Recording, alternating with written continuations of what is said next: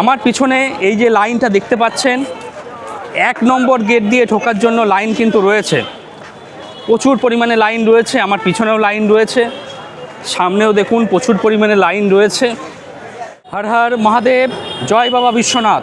বন্ধুরা, কাশী বিশ্বনাথ ধাম বেনারসে আপনাদেরকে স্বাগত জানাচ্ছি। বন্ধুরা, আমি এখন গোধুলিয়া চক থেকে মন্দিরের দিকে আস্তে আস্তে হেঁটে হেঁটে যাচ্ছি।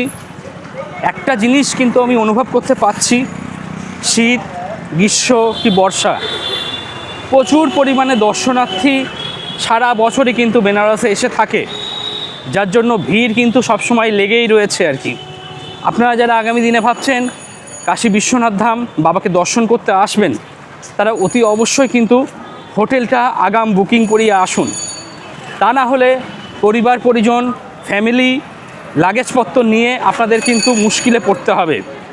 গলির শহর বেনারসে কোন গলিতে হারিয়ে যাবেন আপনারা নিজেরাই জানেন না। তাই অতি অবশ্যই কিন্তু আগাম হোটেল বুকিং করিয়ে তারপর আসুন। হোটেলের নির্দিষ্ট অ্যাড্রেসে আপনারা পৌঁছে যাবেন।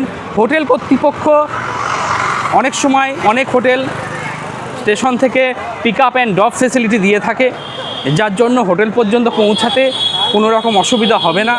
তাই আমি বলবো আগাম হোটেল বুকিং করিয়ে তারপরেই কাশী বিশ্বনাথ ধাম বেনারস আসুন।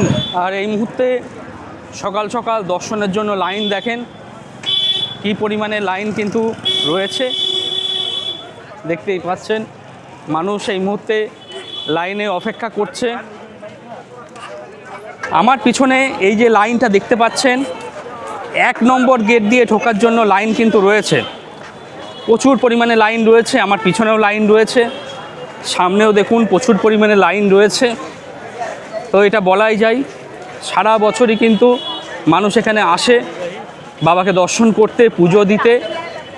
অতি অবশ্যই কিন্তু হোটেলটা বুকিং করিয়ে আসুন, এতে আপনারই সুবিধা হবে। হোটেল থেকে বাবাকে দর্শন এবং পুজো দেওয়ার সমস্ত বন্দোবস্ত কিন্তু হোটেল কর্তৃপক্ষই করে দেবে।